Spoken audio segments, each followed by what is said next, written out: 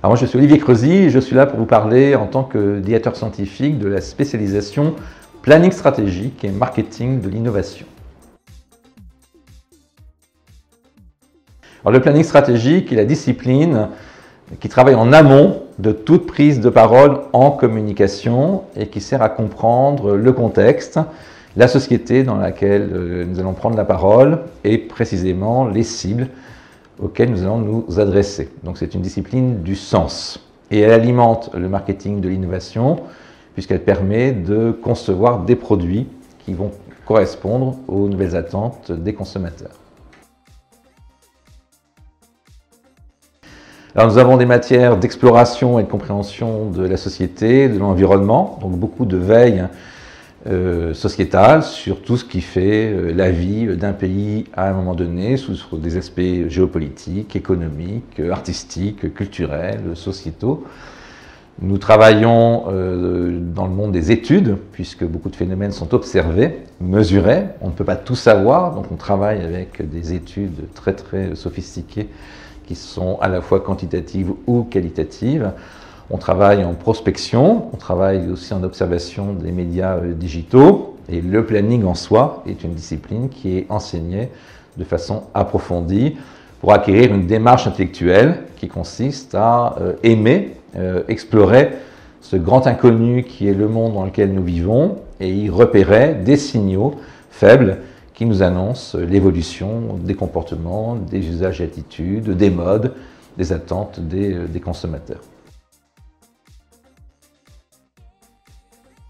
Alors historiquement, on va trouver les planeurs dans les grandes agences de publicité, puisque c'est un métier d'interface entre la demande de l'annonceur qu'il faut comprendre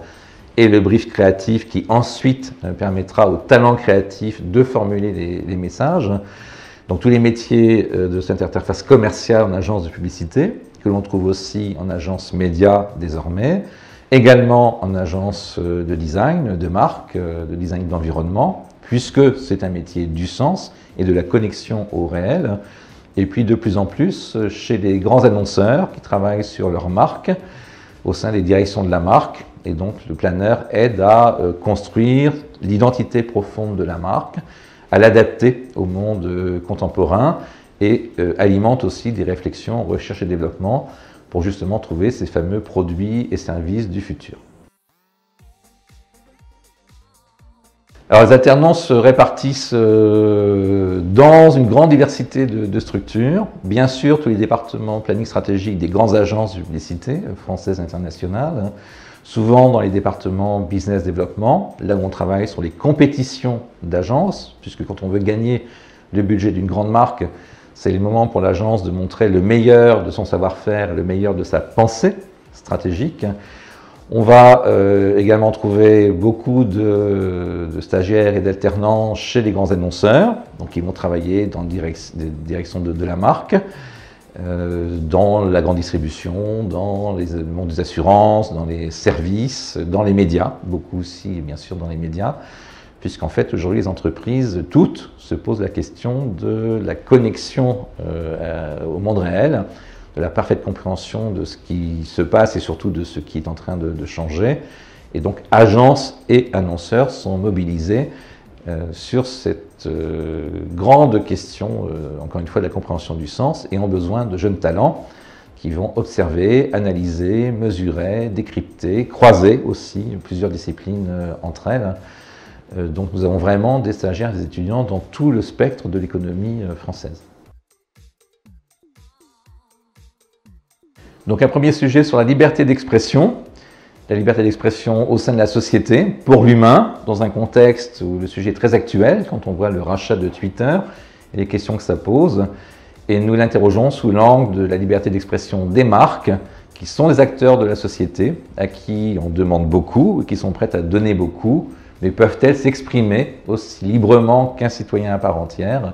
C'est encore une inconnue et quelque chose qui va peut-être beaucoup changer dans les mois et années qui viennent. Et puis notre autre sujet pose la question du commun et des différences au sein de la société française, où nous observons des forces qui, bien sûr, créent des passions, des engagements communs, la défense de quelques principes structurants de notre société, des valeurs largement partagées, mais il y a également des forces plus hostiles, plus séparatistes, entre guillemets, qui ont tendance à enfermer certains dans des communautés, dans des croyances, dans des appartenances, dans des territoires, dans des oppositions entre des générations. Et nous mesurons ce qui alimente une forme d'optimisme sur notre capacité de vivre ensemble, et également en position d'alerte, nous cherchons à prendre conscience de ce qui peut être plus compliqué pour la dynamique de notre société.